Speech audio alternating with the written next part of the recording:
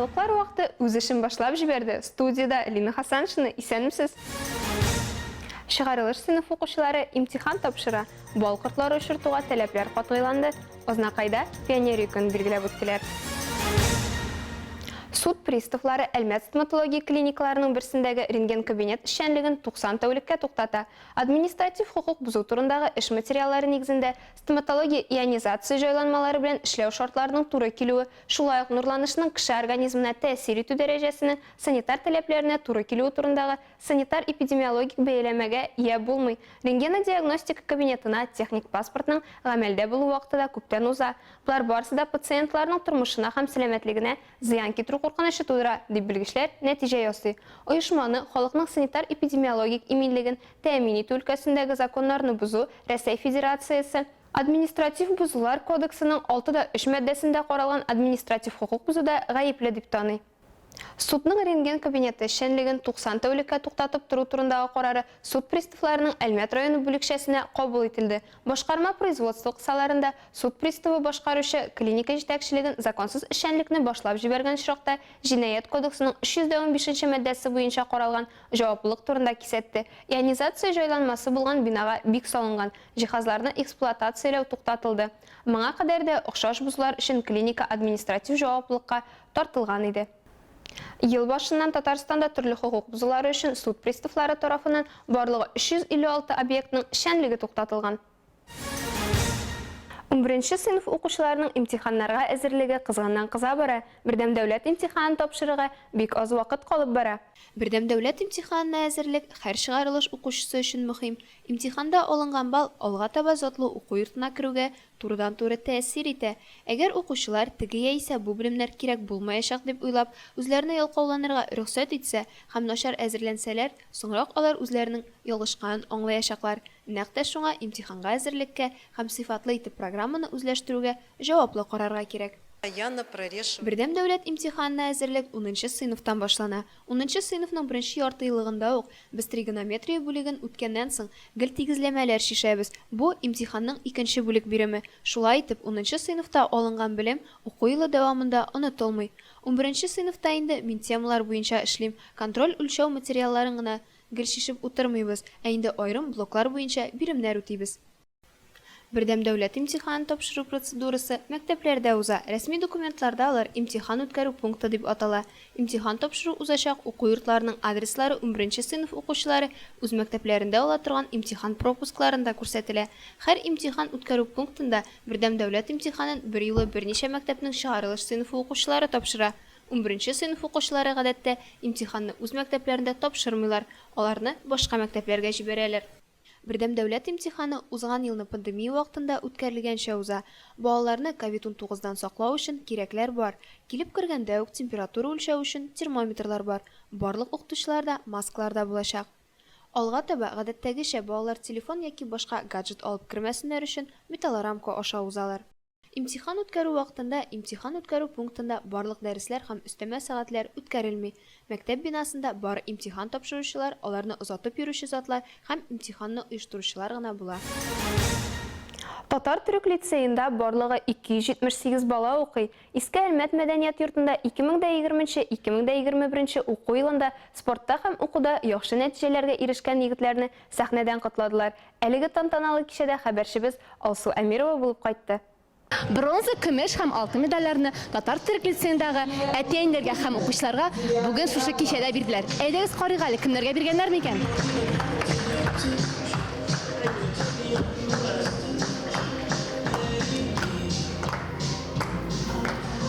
Әтиәннәрне балаларга терәк үрнәк булганнар өчен, шулай ук лицейга теләктәшлек белдереп һәр яклап ярдәм куллары сузганнар өчен сәхнәгә чакырдылар. Чынлап та алар үстергән егетләр лицейдан шәһәребез кысаларында гына түгел, хәтта Россия күләмендә дә тараталар. Укучыларның казанышлары белән мөгаллимнәр, әтиәннәр горурланып синеп утырсалар, егетләр үз казанышлары турында татар егетләренә хас бераз ялчанлык белән сөйләделәр. Бу дипломны миңа бирделәр төрле олимпиадаларга кушылган өчен. Аларның арасында бөтен күләм Россия олимпиадасы, информатика буенча, тагын төрле олимпиадалар, шуларның арасында инде Фоксфорд олимпиадасы, Ломоносов Һәм дә мин гел бишләргә генә укыйм, шуңа күрә миңа бу грамота шуның өчен дә бирделәр. Мәсәлән, 10 класс укучылары Абсалямов Тимур, Галев Эмиль, Мокин Максим, Аглиев Камил, Бизалов Булат вуз олимпиадасында җиңеп инде кулларына Мәскәү, Санкт-Петербург югары уку йортларына керү юлламасы алганнар. Шамсуддинов Тимур һәм Вафин Айнур Рыбаков Endowment Change Бөтенрәсәй грантының җиңүчеләре булганнар. Алар аркасында мәктәпкә 3 миллион күләмендә ярдәм күрсәтелгән. Biz казанышларын 3 дәрәҗәгә аерып куйдык. Беренче дәрәҗә бронза медальләре бирелә. Алар инде шәһәрдә төрле конкурсларда, чараларда катнашып уңышка ирешкән. Икенчесе республикага чыкканнар, өченчесе инде республикада призер победительләр булганнарга. Егетләр укуда гына түгел, спорт һәм мәдәният өлкәсендә дә сынатмыйлар. Зеланд ансамбле Абхазиядә үткән халыкара сәнгать конкурсында беренче урынны яулап кайта. 9нчы сыйныф укучысы Фаттахов Амир чаңгыда йөрдән казанса, лицейның волейбол командасы республика күләм ярышларда җиңүләр яулый.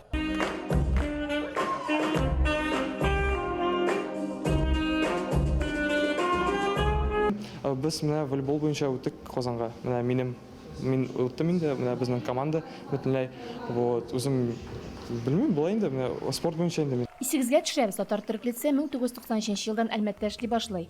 Быел 9нчы классны 43 укучы, 11нче классны 41 укучы тәмамлый. Безнең лицей малайлар өчен генә беренчедән. Бу беренче үзенчәлегебез безнең. Икенчедән безнең интернат системасы бар. Малайлар чыныга, малайлар үзен карарга өйрәнә, мөстәкыйльлеккә өйрәнә. Һәм аеруча без инде һәм гыйлемгә дә бик нык басым ясыйбыз һәм дә тәрбиягә дә. Аеруча инде бездә ике чит теле өйрәтелә. Менә шундый үзенчәлекләр. Асамир Рафаэль Сафин, яңалыклар вакыты Луч Әлмәт телекомпаниясе. 99 ел элек кызлар, малайлар беренче тапкыр муеннарына кызыл галстук бәйлиләр һәм үзләрен пионер дип атыйлар. Шул вакыттан башлап пионер туган көне бөтен ил күләмендә һәр ел сайын билгеләп үтелә. Пионерлар көнен бүген ничек бәйрәм итәләр? Азнакайдан репортаж. Азнакай шәһәренең балалар иҗаты үзәге каршында урнашкан Татарстан мәйданында укучылар өчен чара оештырылды. Биредә шәһәрнең барлык мәктәпләреннән дә 6нчы сыйныф укучылары, укытучылар һәм мәгариф идарәсе җитәкчеләре җыйналган иде. Элекеге пионерстанның без һәр вакыт әзер өндәве урынына хәзерге буын заманча яңгырашлы өндәв әйтә. Ләкин һәммәсенең дә максаты бер: өлкәннәргә хөрмәтле караш, мохтаҗларга ярдәм итү, актив булу, яхшы уку. Безнең өчен инде ул бик зур почетлы әйбер иде пионер булу. Бүгенге көндә безнең балалар детское движение дип әйтегәндә үзгәрде. Хәзер инде пионерлар дип аталмый безнең балалар, төрле объединениеларга бүленәләр. Безнең Союз наследников Татарстана дигән хәзер объединение бар, шундый Татарстанда 1996 елда башланды эшләү аның. Ул инде безнең пионериядан чыккан движение шундый бездә бетмәсен иде, детское движение дип шундый максат белән эшләнгән бу эш. Хәзер инде менә 2016 елдан Россиядә дә башланды тагын бер всероссийские движение, российские движение школьников дигән. Бу инде тоже балаларны ничектер оештыру, берләштерү дигән максат белән эшләнгән. Аларга бер общая идеология бирер өчен, тәрбия бирер өчен. Мин үзем российское движение школьников дигән программада бик катнашам, булышам, укытучыларга разный акцияларда катнашам. Һәм инде бик яхшы, что без бу юлны дәвам итәбез. Һәм инде минем үземнең әнием, әтием, бабайларым, әбиләрем үзләре пионер булгачтын, минем дә аларның юлын дәвам итәсем килә. Бүгенге чара мәктәп укучылары арасында квест уен формасында узды. Яшь активистлар төрле биремнәр үтәп 5 станция уздылар. Соңыннан йомгак ясалды, алдыңгылар бүләкләнде. Илмира Шәрифуллина, Рөстәм Акбаров, яңалыклар вакыты Луч Әлмәт телекомпаниясе. 8 ел элек Әлмәттә фристайл бию төркеме оеша. Шул арада коллектив бию серләренә төшенеп кенә калмыйча, калабыз данын еракларга тарата. Мәдәният сараенда узган фристайл төркеме концертында Алса Амирова булып кайтты. Бүген без фристайл төркемнең отчет концертында булабыз. Менә шулай итеп кызлар үзләренең киемнәрен һәм атрибутикларын сайлыйлар. Балачак гөләмәсе букет детства. Бездә 4 бию. Фристайл заманча бию төркемен 2013 елда Максим Апраксин оештыра. Ул үзе дә 5 яшеннән бию белән шөгыльләнә. Хыяллы балаларны биергә өйрәтеп булам. Бүген без үзебезнең студияның матур концертын оештырырга булдык. Безгә 8 яшь. Без үзебезнең туган көнебезне якын дусларыбыз, әти-әниләр белән бергә үткәрергә булдык. Бу бию түгәрәгенә 5 яшьтәге балалардан алып 21 яшькә хәтле яшьләр йөриләр. Әлеге төркемдә 8 ел рәттән шөгыльләнгән яшьләр дә бар. Бер коллективка тупланып, бию белән канатланып, илһамланып йөриләр алар. Без бу концертны бик көтеп алдык. Чынлыкта балалар ныклап әзерләнделәр. Былтыр пандемия сәбәпле концерт куя алмаган идек. Хәзер бөтен көчне куеп сәхнәдә биячәкбез.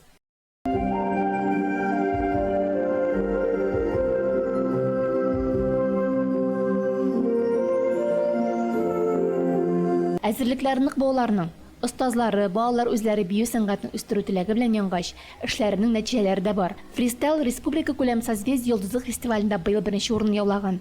Шулай ук Сандугач Сара илнең фестивале гран-приларына да әлеге бию төркеме лаек булган. Һәрбер безнең биюдә, һәрбер постановкада без бүтән җаныбызны бирәбез.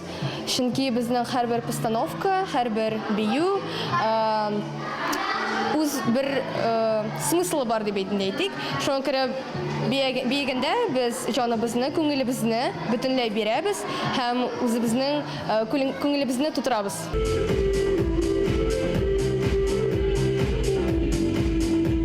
Асамир Рафаэль Сафин, Яңалыклар вакыты Луч Әлмәт телекомпаниясе. Россиядә соңгы 30 елда умырталар саны кимүгә таба бара. Авыл хуҗалыгы министрлыгы сәнәгать умырталыкларында һәм шәхси хуҗалыкларда бал кортларын тоту өчен яңа ветеринар кагыйдәләр раслады.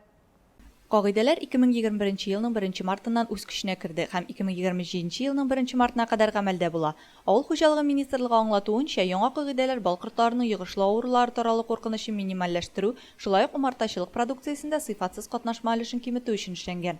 Кагыйдәләр элеккеге һәм гамәлдәге көнкүреш калдыклары, үләт базлары, зиратлар, чистарту корылмалары һәм тире саклау урыннары территорияләрендә умарталарны карап тотуны тыя. Умарталар кондитер һәм химия продукциясеннән, аэродромнардан, хәрби полигоннардан, радиолокацион телетапшырулар станцияләре һәм башка микродулкынлы нурланышлар чыганакларынан 5 км ераклыкта урнашырга тиеш. Умарталыкларын сазлыклардан 3 км якын арада урнаштырырга ярамый. Хуҗаныкы булмаган башка төр хайваннар асрала торган биналардан 300 метр ераклыкта, башка кортлардан 3 чакрым ераклыкта, югары вольтлы электр линияләреннән автомобиль һәм тимер юллардан 500 метр ераклыкта урнаштырырга кирәк. Яңа кагыйдәләр бер караганда яхшы. Ул төрле юллардан, тимер юллардан ерак булган сайын, ансы безнең бал кортлары өчен яхшы. Чөнки ул юлларда, ниләрдә бал кортлары бик күп машиналарга или поездларга бәрелеп үләләр. Шуңа күрә чим ераграк куясың, шул яхшырак була инде. Шулай да кеше тора торган торак йортлардан ераграк булган сайын безнең кортлар кешеләргә әзрәк комачау китерә. Ул яктан да әйбәт һәм менә бу кырлардан ераграк булу, минем уемча, кырларны төрле химикатлар белән эшкәрткәннән соң кортлар анда эләкмәсен өчен дип кабул ителгән кагыйдәләр дип уйлыйм. Шуңа күрә бу кагыйдәләрне тотарга кирәк инде. Тотарга кирәк. Кемдер өчен корт чагу бераз күңелсез һәм авыр булса, икенчеләр өчен күпкә куркынычрак нәтиҗәләр дә булырга мөмкин. Җылы көннәр башлану белән бөҗәкләр тешләү куркынычы туа. Кайбер кешеләрдә башкачарак реакция булырга мөмкин. Аларның кан басымы төшәргә, шешенүләр булырга мөмкин. Бу шактый куркыныч. Әгәр сезнең бал корты агуына аллергия бар икән, иң беренче чиратта бал корты булган урыннарны читләтеп узарга кирәк. Бу беренче кагыйдә. Икенчедән, без һәр пациентка һәрвакыт үзләре белән беренче ярдәм аптечкасы йөртергә өйрәтәбез. Шулай да әгәр бал корты агуы белән контакт булса, алар аптечка ярдәмендә үзләренә беренче ярдәм күрсәтә алачак. Шуннан соң ашыгыч ярдәм чакырырга кирәк. Бал кортлары үрчетү җиңелеш түгел, вакыт һәм акчалата чыгымнар кирәк. Кагыйдәләрне катгыйландыруга карамастан, умартачылар үз эшләрендә даими камилләшә бара һәм тиздән инде беренче җыемда алачак. Алсу Нуриева, Айдар Кабиров, Әлмәт Луч телекомпаниясе. Бу сезгә җиткерәсе соңгы мәгълүматыбыз иде. Мин Лина Хасаншина һәм монтажер Илдар Гимаев сезнең белән сау булашабыз. Игътибарыгыз өчен рәхмәт.